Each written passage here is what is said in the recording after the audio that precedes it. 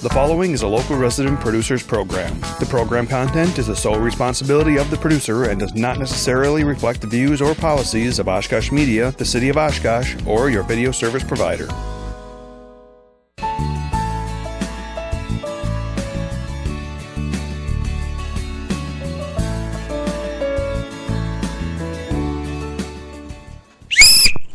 Hello, welcome to another edition of Making Happen. This is Eric Casson for Making Happen. Tonight I'm having the Fox City Roller Derby on. Thanks for joining me. Sure, thanks for having us. Thank you. So, Powder. Yes. Introduce yourself. Well, my name is Powder, and I'm one of the coaches for Fox City's Roller Derby. And how long have you been a coach? I have been a coach for 8 years. Okay. And why do you like to coach? I think when I started roller derby as a player, I did not know how to skate myself. Okay. And the women's team taught me how to skate. So basically, it's kind of a return on helping new people learn how to skate and get better, and then seeing everyone work together and become better as a team and individual skaters is really rewarding for myself. Is that the hardest part, learning how to skate? It's pretty hard. Everyone comes from different athletic abilities, and that's what can be challenging. But if you're determined, it doesn't matter where you start. Everyone can end up at the same level. Do you want to talk a little bit about the history of roller derby? Yeah, sure. Well, roller derby's been around probably for like 100 years, which is crazy. But it's gone through different phases, and this current phase of roller derby that we're a part of has been around for about 15 years. It started in 2003 in Austin, Texas, with the Texas Roller Girls. Okay. And they were the first ones to start a league playing like the flat track roller derby. That's what we're doing now. A lot of derby you've seen in the past was on that bank track, and it was a lot faster. Okay. And a lot of derby now is flat track. And so in Texas was where they started first, and then leagues started popping up all over the place around the country. And then Fox City's roller derby, for roller derby in our area, started in 2007. Okay. So we've been around, we're starting our 13th season in the area. Okay. We're glad to have you. Yeah. And Holly, do you want to introduce yourself? Sure. I'm Jalapeno. This is my 5th year playing, and my position is a jammer. Can you explain what that is? Sure. And we'll get more into the gameplay, I'm sure, but kind of as we go down the line. But my job is to play offense and score. I'm kind of the point scorer, so my job is to go around the track and pass the blockers of the other team in order to score points. Okay. So the more players on the other team that I pass, the more points I get for my team. Okay. So I wear a star on my helmet. I just wear like this little cover showing my position on the track. So everyone kind of can see that I'm the one that they want to stop as they go. And then next to me here is Banana Ramya. Okay. So I'm captain of our all-star team, our team that travels. My position on the track is a pivot. I'm also a blocker. So I stop the one with the star on her helmet, and I wear a stripe. Okay. So as a pivot, besides blocking, if Holla is on my team, she is, and she is having a hard time scoring any points or getting around the track, I'm the only blocker that she can. I can take pass her star. Yep, I can take this off, pass it over to Banana. I put that onto my helmet, and I take over. So typically I'm in a better position than her. I'm ahead of the other team that's blocking her. I take that star, and then I can go around and score the points. It kind of reminds me of flag football in a way, but it's not like flag football, but it kind of is when you think about it. I guess in that way. It's a full contact sport. So whereas flag football, you just kind of take the flag away. In this case, we have legal target zones and legal blocking zones. But is it as physical as speed skating and rugby? Let's say the physicality to the endurance. Endurance it would be. Rugby, yeah, definitely when it comes to that full contact sport, yeah.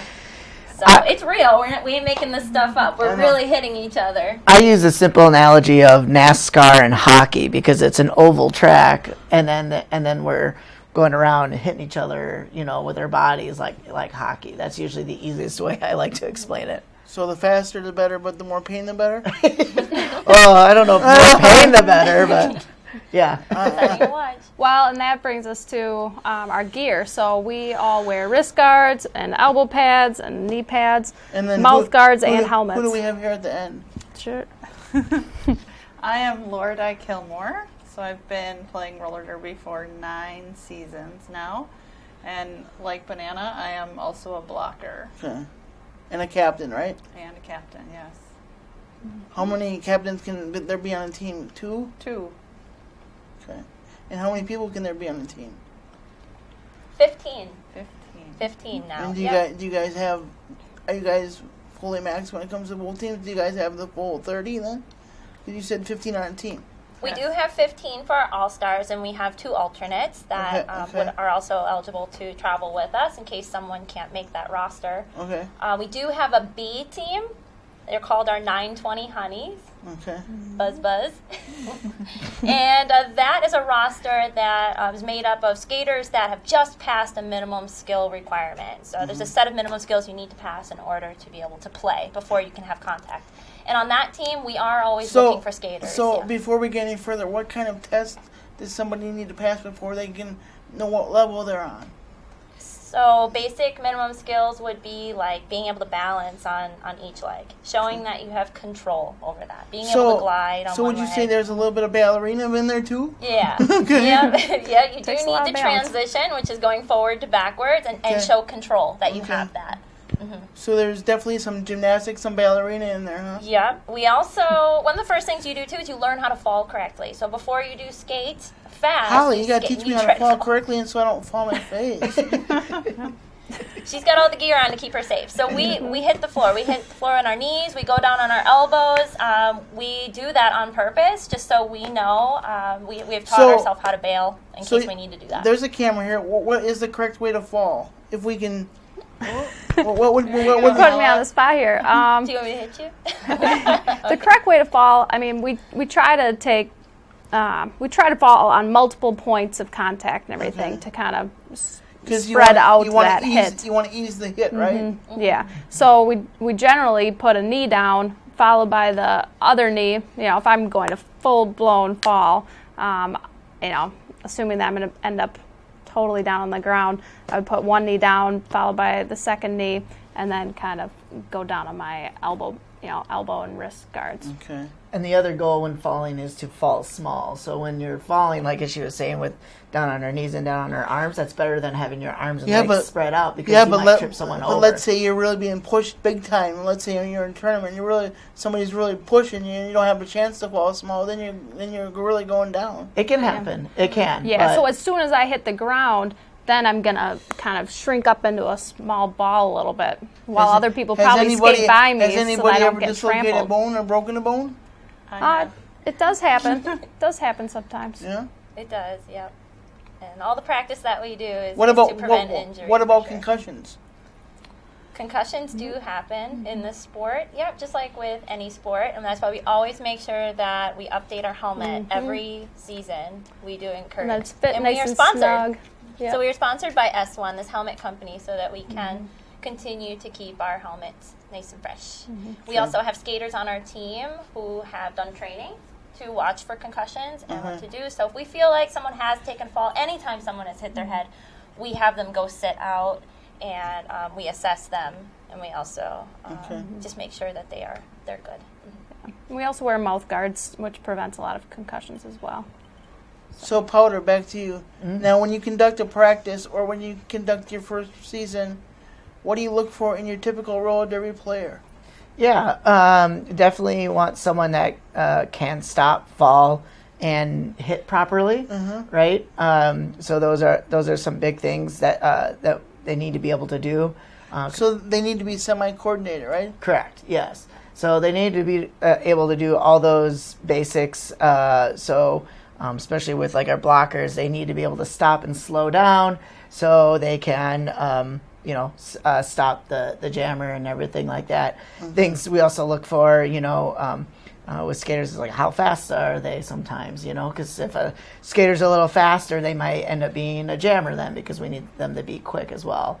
And then we do other things that will simulate gameplay. So we want to make sure that they're aware and they have knowledge of the game when they're out on the track too. So that kind of helps us determine who are the best players to put in what position. So what are, you said this is done on a track. What are the is it done on a regular track or what are the dimensions of the court? Like what does it look like? Yeah, so again, it's a flat track. So we just need basically a flat surface. I don't know the exact dimensions of the track. It's a big oval. Okay. But what's great about flat track roller derby now is we just need a big enough area. So like we practice in a roller rink. We play games at the Menominee Nations Arena. So that's like an arena with big space. That's a concrete floor. So there can be different types of surfaces we skate on as long as it's flat and big enough to fit in oval with the tape. So you know how a regular track is, like when you go around and do running, is it similar to that type of track or is it different? The size is a little different with it being an oval compared to like speed skating or anything, but it has the same idea to it. Okay. So how are points scored? Sure, I'll cover that one. So points are scored by, well, I guess we should back up and talk about jams. So the game is separated by... Actually, let's go by position. Sure. My job as a jammer is to get through the blocker? The blocker? Yeah, the grouping of blockers from the other team. And then once I get through them and around the track, then I start scoring points for every blocker I then pass of the other teams. So I have to go through them once before I start scoring. But can you push them to get them out of your way? Yep. As long as I'm that's where pushing them legally. That's where the physicality comes in. Mm-hmm. Just like the blockers are trying to stop her from. So don't be angry before you play a game. or get extra angry. Yeah. And the game is separated by jams. So there's 2-minute jams. Okay. So we have 2 minutes to play. Kind of like would you say similar to a penalty situation? I would think of a jam as like a baseball inning, in a way, or a football play. It's a short, it's a short period of time. Because in baseball you have 3 outs. So in roller derby you have 2 jams. In roller derby you can actually have a lot of jams. So a jam can be up to 2 minutes long, but it can be shorter too, based on the jammer that gets through first calls off the jam, which is a special status opportunity, I guess you get if you get through first. So you get 2 minutes per jam, right? Mm-hmm. Yep. And how long are periods then? Yeah, so there's 2 halves and they're both 30 minutes long. Okay. So the game can, depending on you only have 2 minutes to try to score that, so you're trying to move as fast as you possibly can. Definitely. Mm-hmm. So. And then after that 2 minutes ends, we usually, those players come off the track, and then the next grouping of players goes on the track, and then they try to score as many points as they can for 2 minutes. But what happens if, because in hockey you have your offsides, is there anything in roller derby where somebody can push you offsides, or is that even a possibility? Mm-hmm. It's not exactly like offsides like in hockey, but there are penalties that are, I guess, similar to offsides in that the players have to stay in a relative position to one another, so that we call that a pack. Okay. And then there's also penalties for, going out of bounds. Phone's going up here. Uh-oh. At least you got a great ringtone. Yeah. Sorry about that, audience. That's fine. Okay. Anyway, you were talking about the pack? Yes. So there are penalties for not staying within that pack definition, and there are also penalties for going out of bounds and coming back in bounds in front of other players. So there are penalties like in hockey, and you will sit in a penalty box like you do in hockey. How long? Typically 30 seconds. Okay. Now, in roller derby too, is there, in some sports there's rhythm? Is there any rhythm to roller derby? I think there can be, especially if a team is taking control of the game. Meaning, between the two teams, the jammers are trying to get through first, and they get that lead jammer status, which means they try to score points, and if they want the jam to get done before that 2 minutes, they call it off by tapping their hips. And so there definitely can be a rhythm if a team is consistently doing that, scoring, several points, calling off, and then restarting over for the next jam. So for roller derby too, is there like I know you? How long is your guys' season for tournaments, games?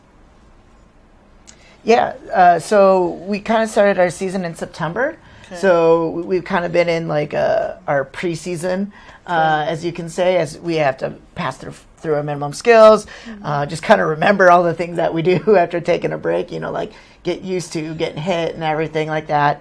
And then come January is when we start playing, and we'll play January through June. And a lot of times we'll do, most times we'll play one game a month. Okay. Teams, what kind of teams are in your league? Like how far do you guys go? So we do play against teams that are in neighbor states to us. So Sure. our home season is going to be here at Menominee Nation Arena from Okay. January through May. We do have a travel date in April. So come this January, we're going to have some teams from Madison and Milwaukee come up and play against us. In February, we're going to have a team from Iowa come to play. And then Illinois in March. And then we have not scheduled our May game yet. But this coming April, we are going to be traveling to a tournament in St. Louis, Missouri. Okay. And some of the other teams that we're going to travel to in Michigan. Okay. So, kind of all around here. Yeah. We have played teams as far as like Ohio and... Yeah, we usually stick around the Midwest because Okay. it costs a lot of money and takes a lot of time to travel. Since you've been coaching for 13 years, you said? Sure feels like it. About 8 years. 8 years. Yeah. But you probably seen a lot of different teams over the years, right? Yeah. What are some cities that have some really good teams? Yeah, so I think, so with us, our team, we're based out of Appleton, and we got players from all over. Teams that we look towards is Milwaukee, Madison. Obviously, they're bigger cities, and they're both from Wisconsin, but Madison has been a very consistent team with being competitive and traveling against teams all over the country. So that's usually a team that we really like watching and trying to do what they do, I guess you can say. Yeah, emulate. Yeah, exactly. Yeah, exactly. Another, I guess, a big popular team that's been up and down, but I mean, mostly up, but it's like Gotham City from New York. Like, they've been a very big popular team within the roller derby scene. They were undefeated for a number of years, and then people started figuring them out, but they're still one of the more competitive teams out there. So even us as players and everything, we have teams that are outside of our area that we look up to, that we love watching any chance that we can get. Yeah. Do you ever have to turn anybody away because maybe they're not coordinated enough, or? And I know it can be difficult, but do you ever have to turn anybody away that wants to play, or can you find a position for them? There are several smaller teams and smaller areas that are just starting to form. Yeah. So as far as our strength goes, we don't play with a lot of teams that are newly formed. Okay. So there are about 365 teams that are part of the Women's Flat Track Derby Association, or WFDA. 365, okay. Yeah, and we are ranked 140. So we do have several teams that are around the Midwest that might even be close enough to us, but they're just getting started, or they're still kind of new. Their skill really isn't all there. So it might not be a really great game for our fans to watch, because it might show us kind of blowing out that game. We would score a lot of points, and it just wouldn't be fun to watch. So with our ranking at 140, we try to find other teams that have a similar strength to us, so that it's very enjoyable to watch, but that it also is a game that could help us further our rankings, being better. Would you ever like to play the number 1 team in the world just to see how you'd stack up against them? I'd like to see how we'd stack up. Yeah. If we could keep that below 1,000 points, maybe that would be cool. Yeah. Well, just put Holly. Don't put Holly as a jammer. Put her as a blocker, because I'm sure she can put some people over. I don't know. She works me out good in physical She'd get a lot therapy. of penalties, so I think they'd hit her hard enough that they would go in the penalty box a lot. So, this question is for all of you, and I don't know how you want to answer this. Maybe one at a time. But why did you guys all join roller derby? What was your motivation?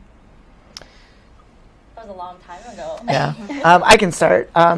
So I actually started watching roller derby when I was in high school in Madison with their team. And then when I moved up to the area, I knew of the local team in Appleton, and I thought it'd be fun to volunteer and help them out. And then I just slowly got more and more sucked into the sport. But what did you like about it? Like, why? But is it like, would you consider it a passion or a want to now?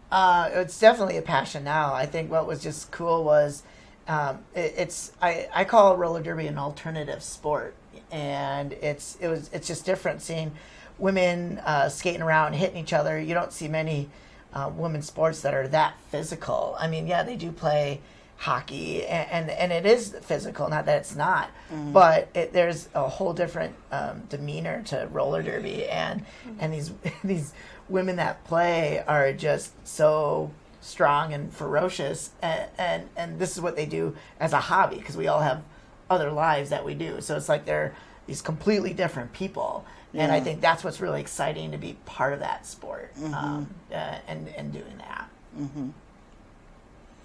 None of your players have tried to throw you, have they? Yeah. That's all we try to do. Yeah, he throws on his skates and plays with He does. us. I mean, none of the women try to throw you, literally, do they? No, I'm sure that some days are better than others, I'm sure. He's hard, actually. He's a lot lighter than he looks. He can fly. All legal hits, of course. And Holly, why did you join? I always was in quite a few sports growing up, and as an adult, I kind of missed that a little bit. So I just kind of wanted to get back into a sport, and I thought roller derby seemed pretty cool. So went and checked it out. So 5 years later, I'm still around. yeah. Have you had any major injuries or soreness? No major injuries. So I'm pretty lucky so far. What about you? Is it banana rama? Banana ramya. Okay, banana rama. Okay. Well, I moved out of the state for a few years, and I was having a hard time kind of figuring out things after high school for a while. And by the time I came back years later, I was 25. All of my friends had gone to college or getting married at that time, and I found one or two friends that were still hanging out in the area, and they invited me out. And they were late. They didn't show up to a show that we were at, and I was left at this bar all by myself, just waiting for my friends. And I'd say they were, after 10 minutes after the show started, the door flies open on the pub, just smacking against the wall and coming back. And they just strolled in their underwear and their fishnets, and they were just like sweaty, and they were like, "Give me a PBR." And the bartender, I swear, he slides it down the bar, and she catches it and just like cracks it and slams it. I'm just like, who are these girls? They're crazy. They were just like strong, confident, and they could just like tear anyone in two. And I was like, what are you guys doing? Where do you come from? And why are you dressed like that? And Right. they were coming from roller derby practice, and they invited me out. I went to my first, played my first practice, went to my first game, and I've been hooked ever since. You probably figured, like, what am I getting myself into, huh? Yeah, and a few people were questioning that. Like, aren't you afraid you're gonna get hurt? Like, No, nowadays I'm the one doing the hurting. Yeah. Lordei. Lordei, yeah. So I spent a lot of time roller skating as a child around my parents' basement. And you probably loved roller skating. I did. And I actually went to college here at UW Oshkosh and spent a lot of time there rollerblading. So as I... Speaking of that question, do you ever think roller derby would be a good UW sport? I think so. Because I'm a fellow UW too, so. I definitely think so. I would have joined as a as a college student. So fast forward a few years, I had 2 kids and was looking for some time away from being a mom and working full time. So, like Petter said, sometimes roller derby allows you the opportunity to kind of be someone else you're not during the day, and so that's what derby definitely is for me. Now, Powder, back to you again. All of you guys can answer this question, but like, what does it take to like physically get yourself ready for a match, or physically, get your players ready, or what do you do for a motivational message? I guess it's kind of a loaded question. Yeah, I mean, there's a lot to it. I mean, there's a lot of preparation into a game. Or is there an off-season program that you require your players to do? Because each sport has off-season too. Yeah, you're right. And I think, again, there's a lot of preparation going into a game when you usually have about a month in advance to really focus on a team and what you need to work on. So going to those practices are really important. When you talk about off-season program, we've encouraged this during the season is we just call them off-skate workouts. It doesn't matter what it is, but we do encourage people to do that because you want to have a strong, balanced body. If you just do roller derby, you become one-sided since we keep going in one direction, So whether you're doing running or lifting weights or yoga, anything that you're doing off skates can help you be a better athlete in weights. But is there a certain kinetic or exercise program that you give them during the off season? No, not necessarily. Everyone's a little different, and they have different lifestyles. And I think just the idea of promoting any sort of other exercise and activity, I think is beneficial for you as an individual. Okay. I think like all bodies and all abilities can do this sport too. So depending on what you want to get out of the sport, you can strive for that. Because like I said, I would love to join you guys for an adaptive game. You can roll with us. That would be cool because I could roll in my chair, so I can definitely roll. You got one. We'll push you. So, what would you say somebody that, within our last 2 minutes here, what would you say somebody that wants to get started but maybe scared, want to try something new? Mm-hmm. Yeah. What would you say to somebody? I think the hardest part is walking through the door that first day. I think once you show up in the parking lot and you have the courage to get out of your car and walk through the door of practice, once you've overcome that part, because the rest will be easy because we'll be there to help you along Because some the people way. might show up and say, boy, that woman's really big. She intimidates me. I want to get out of here. Yeah. No, we're very open. We're Yeah. very welcoming. We have everything that you're going to need to start. So we have the skates. We have we have everything besides the mouth guard. Bring your own mouth guard.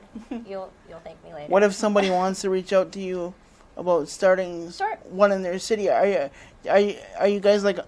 Would you guys consider being like a mentor if somebody wanted to start a roller derby in their city, or give them direction? Possibly, as long as they're not doing it in our city, I would say. Why, you don't want to compete against them?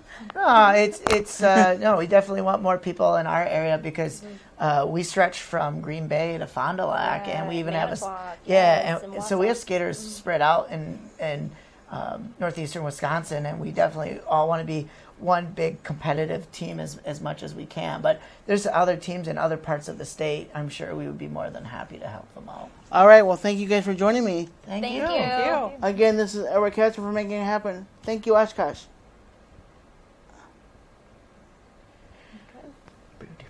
Is this the part where we just talk?